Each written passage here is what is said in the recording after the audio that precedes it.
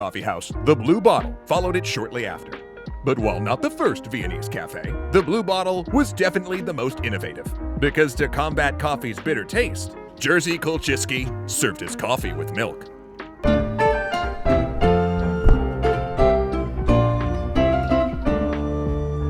Thanks so much to Humankind for helping us keep this history brewing.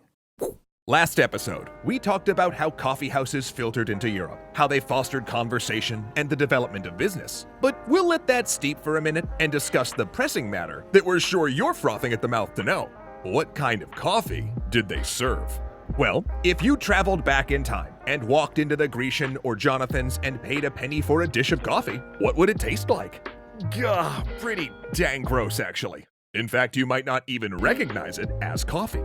First off, the beans would have been stale, having been roasted at their origin and then transported in non-airtight containers on leaky ships. It was also prepared in Turkish style, with the beans boiled along with the water, which is fine if you like that, but due to European laws that taxed the sale of liquids by the barrel, it had to be pre-brewed, left to sit, and then reheated before serving. The taste, however, wasn't really the point. Coffee was quite literally consumed as a drug, and the first coffee houses in London were well aware of this. In fact, they circulated handbills that described coffee as medicine that cured any number of complaints, while also pointing out that a businessman needing to work late into the night could use it to revive themselves. People, in other words, drank it for the buzz, both of the drug itself and the atmosphere of the coffee house. And not to put too fine a point on it, but that caffeine had an incredible effect. Because before coffee, the primary drink at all times of the day was alcohol.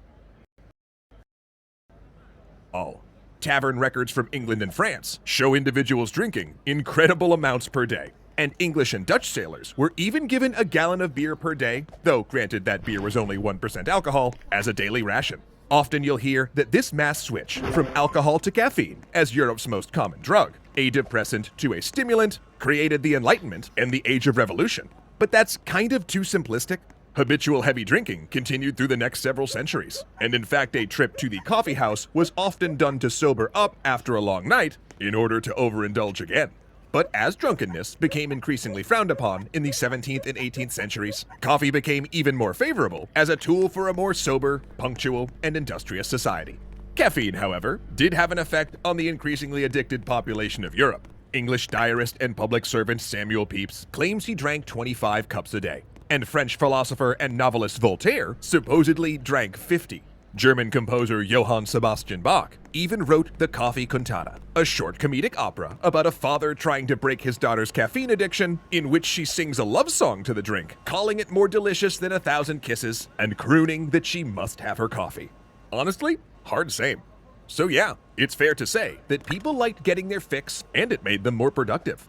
But the social chemistry of the coffee house also made it indispensable in the developing Enlightenment as a public forum for conversation, literature, and politics. In fact, many even began publishing daily or weekly journals to inform about recent events and intellectual arguments in order to keep everyone informed and raise the quality of the conversations. Some of which, like the Tatler and Spectator, even became papers and magazines later on. And coffee houses also broke the church, government, and university monopoly on knowledge, as these conversations moved into the public sphere. And before long, they got nicknamed penny universities, due to the ability to pay a penny for a cup of coffee and sit listening to the greatest minds of the age. And as we mentioned in the last episode, revolutionary politics often brewed along with the coffee. For instance, in 1675, King Charles II tried to shut down the coffee houses in London because the patrons were criticizing him. A decision so unpopular, he reversed it immediately. So, while coffee didn't create the Enlightenment, it definitely helped it along. But there was an economic problem: supply. See, this new European drug habit had a single supplier, the Yemeni port of Mocha. In fact, all coffee drunk in Europe came via the Middle East or the Ottomans, meaning there was money to be made for any European country who could establish a new supply, which admittedly was hard to come by, because the sultans, understanding that they'd cornered the market, passed laws saying that beans must be roasted before shipment, meaning they could never be planted. So enterprising merchants looked for a way around. The Dutch East India Company were the first to break the monopoly, when one of their agents managed to smuggle a load of beans out of Yemen strapped to his body. The climate in Amsterdam wasn't right, however, and in 1696, the East India Company decided to try planting a crop in a warmer place. their new colony on the island of Java. The crop took off, and by the beginning of the 1700s, Java coffee was supplying most of Europe, knocking the Arabica coffee from Yemen out of the European market. Others took note. In 1714, a French naval officer took a plant from the Royal Botanical Gardens in Paris, a diplomatic gift from the Netherlands, and took it to Martinique. According to his likely exaggerated account, the plant survived a storm, a pirate attack, and even a Dutch spy trying to kidnap it. From Martinique, the plant went all over the French Caribbean, until the Portuguese then stole it from the French when one of their agents supposedly flirted with a French colonial governor's wife until she gave him a bouquet with the beans hidden in the bottom, starting the Brazilian coffee industry. But if you're starting to sense a dark side behind these myths, you're not wrong. Europe's caffeine addiction not only drove the establishment of coffee plantations around the world, it also required massive use of African slave labor to produce. In fact, the exploitation of coffee production helped lead to the Haitian Revolution and contributed to Brazil deforesting its coast and keeping slavery until 1888. Sadly, this is the legacy that in some ways continues to this day, where coffee growers and laborers often face poverty and exploitation, leading to the fair trade and single origin movements. And the world only got thirstier for the bean-based rocket fuel. Because while Britain, previously the world's largest coffee-drinking nation, switched to tea, which was cheaper and easier to drink in the home, a new addict had entered the fray: the United States.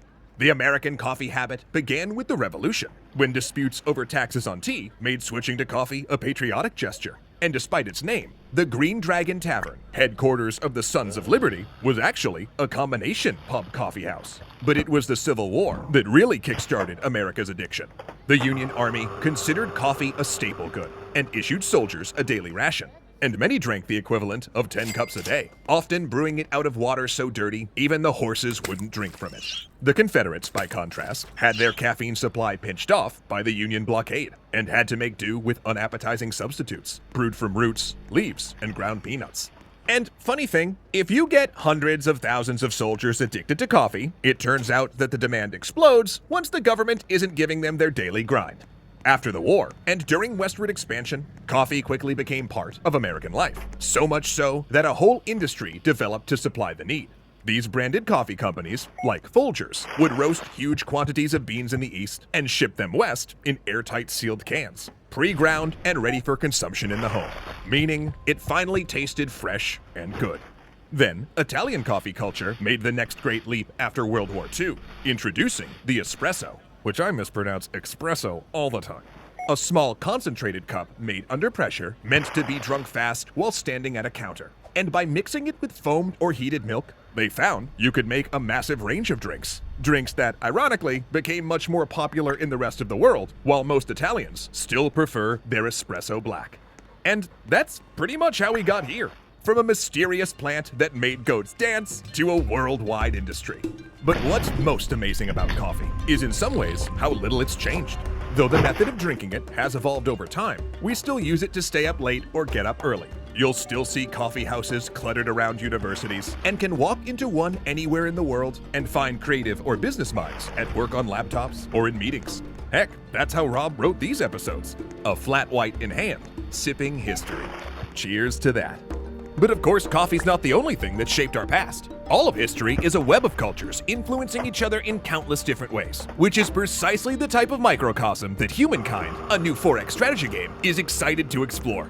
In Humankind, you get to shape this web for yourself as you rewrite the entire narrative of human history and combine cultures to create civilizations as unique as you are. For instance, from your humble origins as a Neolithic tribe, you might transition to the ancient era as the Babylonians, then become the classical era Mayans until you take a detour to the medieval Umayyads, before doubling down on tea as the early modern era British, and so on. But the really neat part is, over the ages, each culture you add maintains its own special gameplay layer, leading to nearly endless outcomes. Plus, you'll face historical events, make impactful moral decisions, and facilitate scientific breakthroughs. Discover the natural wonders of the world, or build the most remarkable creations humankind has ever seen. Each element of the game is historically authentic, but you combine them to build your own vision of the world. So if that sounds up your alley, Humankind is available to purchase now on Steam and Epic Games Store. Just click on the link in the description below and use the code Extra Credits to purchase the digital deluxe edition of Humankind. Not only will you be getting a great game, but you'll be directly helping produce episodes like the one you just watched.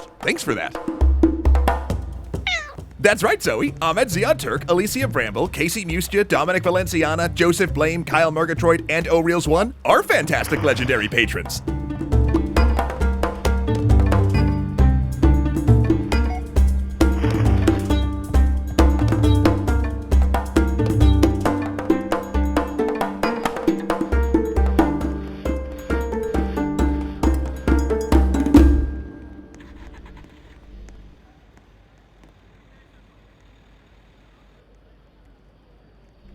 According to legend, it started over 1,000 years ago with some goats. An Ethiopian goat herder burst into a monastery. He tells the monks that his name is Kaldi and that he's discovered something incredible: magic berries. See, he'd gone and looked for his goats, right? But found them munching on red berries from an unfamiliar bush, and then, get this, the goats were dancing, just leaping around full of energy. And then, curious, he tried the berries himself, of course, and just like the goats, he'd been unable to sleep that night, and he wanted to share this discovery with everyone as soon as he possibly could. Frightened by his story, and probably his shaky, over-caffeinated manner, the monks declared these magic berries the work of Satan, and cast them into the fire. But as the berries burn away, roasting the beans inside, their aroma is so delicious, the abbot yells that nothing made by the devil could possibly smell so sweet. They rake the beans out of the fire and cover them in hot water to preserve them. But then the liquid is so alluring, they can't help but take the tiniest taste. And lo, a worldwide addiction is born.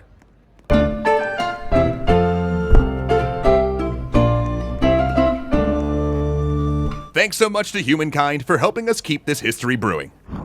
Mocha, Java, Joe, Brew, Cuppa, Tar, Jitter Juice, Rocket Fuel, or maybe most aptly, my blood type. Call it what you want, we love coffee. Love it so much, in fact, that not only is it one of the world's most traded commodities, but literally, and I'm not kidding here, right as I sat down to read this script, my body instantly told me that I should get up and walk to my local coffee shop before I started, thus completing the circle of addiction before we even began. And this latte's good. From its obscure origin in Ethiopia, coffee's conquered the planet. And in the next 2 episodes, we're going to take you on a whirlwind tour of its rise and triumph. So grab your own double espresso and get ready for a highly caffeinated retelling of how the world's favorite psychoactive drug conquered the globe. Because while some might say that Kaldi's dancing goat story belongs in our other show, hi other me, there actually might be some truth to this legend.